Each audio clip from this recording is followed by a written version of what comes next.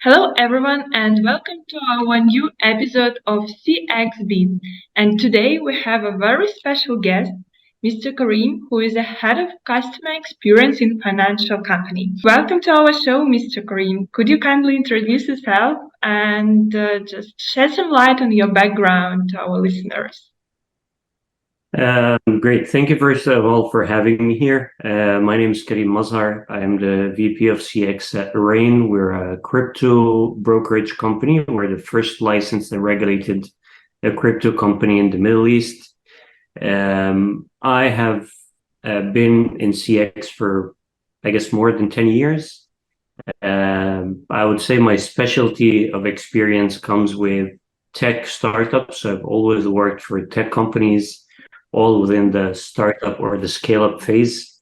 I worked for companies such as Dubizzle in the past. I worked with some startups with my time at Startup Bootcamp, which was a fintech accelerator for startups. And I've been with Rain since October 2020 until today. Oh, great. Thank you. Looking forward to hear some insights because, like financial sector is very special and customer support need to be like 24 hours, 7 days per week available for everyone. A lot of responsibility in front of your customers. So could you please let me know how do you organize and how do you ensure continuous and reliable customer support service, especially considering the non-stop nature of financial market? Yeah, well, with the financial market, I wouldn't say all financial markets because sometimes, like in banks, you have like working hours where those working hours, like banks close at some point of time. You still have 24/7 support, of course. Um, but in crypto, especially the market that we're in, it's a market that never closes, right? So you can buy crypto at any time of the day, any day of the week, 24/7. Market changes, it can go up. So it is challenging, and yes, we do not take a break at all. To be a company like Korean, so one of the best things that we actually pride ourselves on is actually providing one of the best customer support in the industry. We have to focus on having all the right number of team members that you can actually split on different shifts. You have to have the right scheduling capabilities in order to make sure that you have the right coverage. We look at also our forecasting and our historic data and see like when do we get like high volumes, when is our peak and off peak times. Of course it changes because the market is always changing, but we also take those into into consideration, and then we look at some technologies that we can integrate, so we have some sort of a chatbot that people can interact with before they go to an agent, so that also makes helping customers 24/7 easier, faster when they reach out to our team. Great. Thank you for sharing. You have mentioned chatbot, and I have a question about it. Is it a script chatbot or artificial intelligence? Anything connected to these popular neural networks?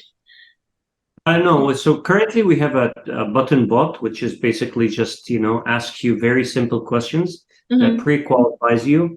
And then it collects this information, so it becomes easier for the customer support agent who receives your chat or your query to already have an idea of what you're trying to achieve. We're still in the process of actually exploring our AI chatbot, and that's something that might come in the future.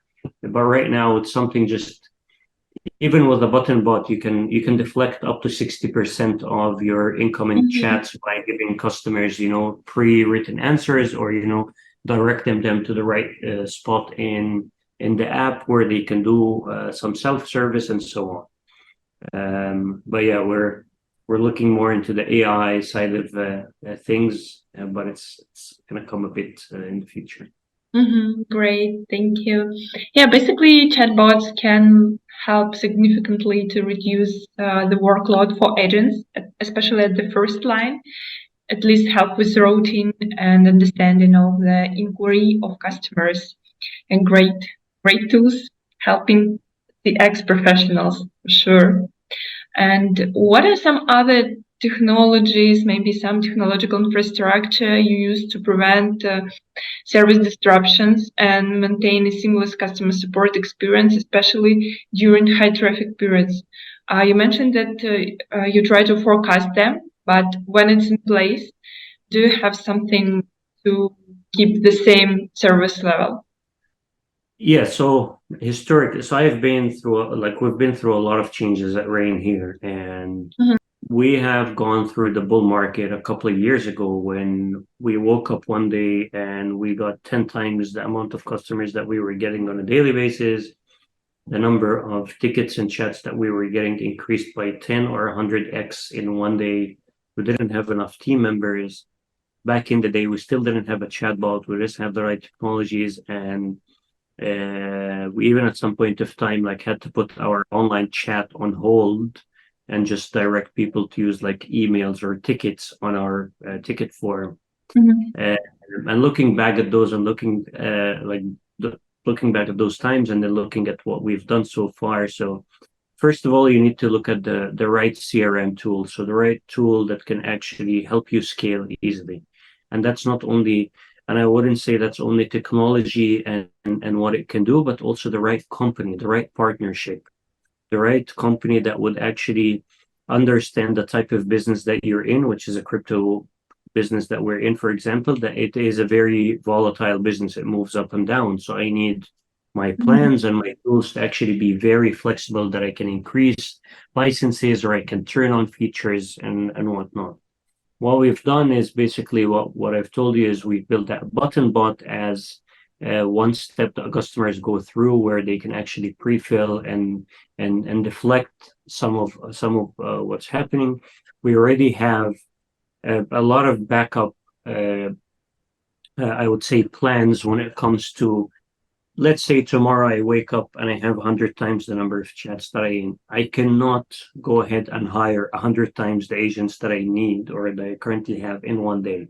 I need to find a solution. So that is looking into an AI chatbot that I can easily turn on at some point of time, even if it's not 100% ready. It can help customers, invest in making sure that your self-serve articles are actually up to date. That is something that we're heavily working on right now, so that your AI chatbot and your self-serve articles can work together and actually direct customers to the fastest way they can resolve their issues. Of course, when it comes to money and crypto, customers always want to talk to a human being that will make them feel that they're actually safe, their money is safe, and all of that. So we still always will give the customer the ability to reach out to a human being, so that we make sure that they are they feel basically safe. We are a safe and regulated entity, so that's one of the main things that we want customers to feel. But as I said, going back to the technologies, you have to have a backup plan of automation, chatbots. The tools that you're using are actually tools that can actually grow. You don't want to buy a cheap tool that cannot handle the number of customers that you might get one day. So you also need to make sure of that. On the other hand, we need to make sure, and we've worked with our tech team, for example, to make sure that when traffic increases 100x on our platform, that our servers and our platform is actually ready to handle that kind of increase. So all of those are things that we've put in place so that what happened a couple of years ago would never happen nowadays again. I see. Great. Thank you for sharing. One more question about this seamless work of customer support.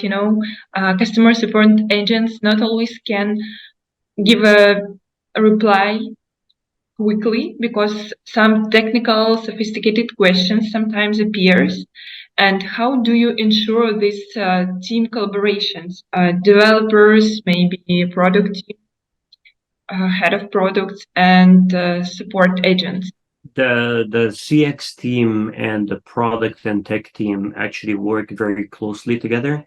So the tech team has access to the ticketing system that we're using, where we actually escalate the customer directly to technical support that they can actually fix.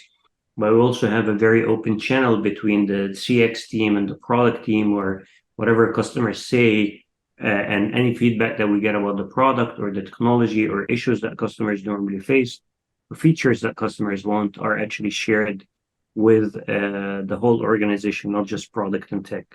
I personally catch up with our product and tech managers and the product managers on a weekly or bi-weekly basis between CX and ops, just to talk about projects or upcoming projects that we would like to come, and also relay feedback from customers. One very successful initiative that we've created is that we have a channel on Slack that we use as internal communications that is called the VOC, the Voice of the Customer channel. And that is for any of our team members that interact with customers to share any kind of feedback, whether it's positive or negative, from a customer. And that channel has all the team members, all the founders of our company, the CEO, everyone is on this channel, so that any kind of feedback a customer leaves is actually shared on this channel so everyone can know. So if it's tech related, then you can tag the tech people and tell them, here's some feedback about a feature that a customer has found, or here is a bug that a customer has been facing for a long time that we need to really fix, or here's a happy customer that really loves the experience, and those are the things that they love about our platform. So then you can go to your marketing teams and say, this is what people like about us. Let's actually take those and make sure that we promote them more in our marketing campaigns. Great, very good initiative for sure. Thank you. And what are some other key performance indicators do you usually measure to understand the level of your customer support and level of customer satisfaction? So definitely, like everyone else, we measure all the normal KPIs. So the first time to reply, the resolution time. We actually have done something a bit different than other companies. So we basically removed the average handling time. So some teams and in some companies that I worked with before, you would say, I have an average handling time, so a call should not last more than X amount of minutes, right?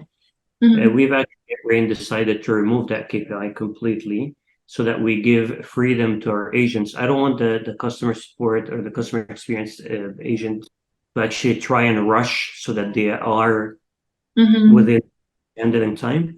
The main goal is to make sure that this customer's issue is resolved and that the customer is happy with service. So I don't care if it takes 3 minutes or 3 hours or 3 days talking to this customer, as long as we actually resolve the issue.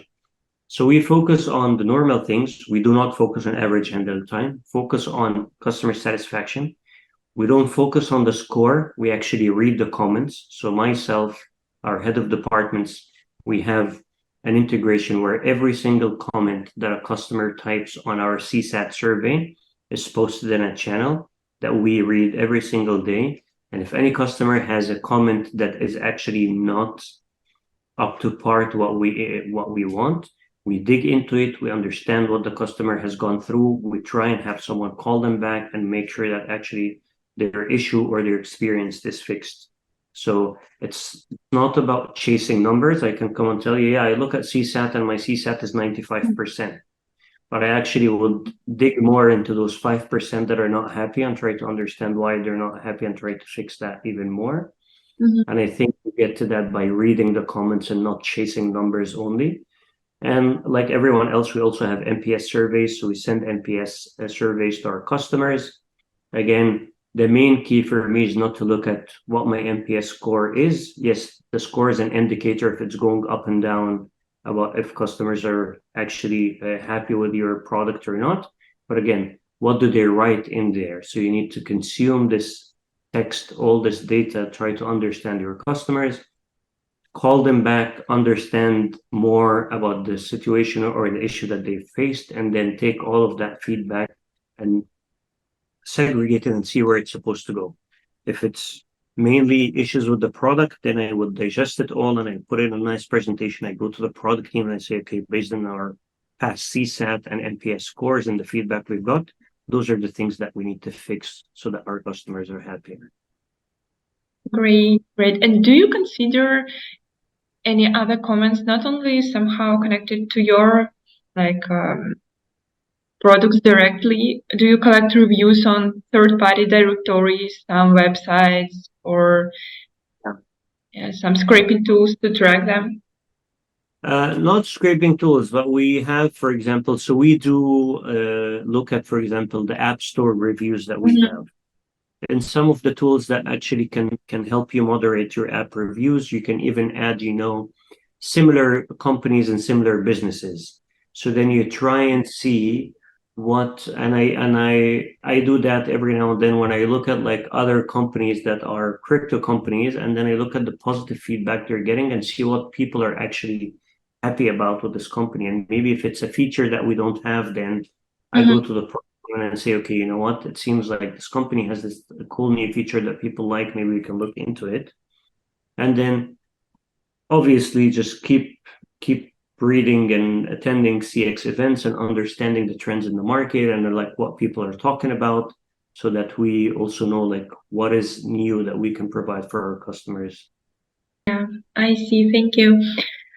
So you have mentioned trends, and what are actually these trends? Maybe looking ahead, what do you see as the most significant trends and changes in customer experience within the financial service industry? And how do you preparing your team, your company for these changes to get to the top of this?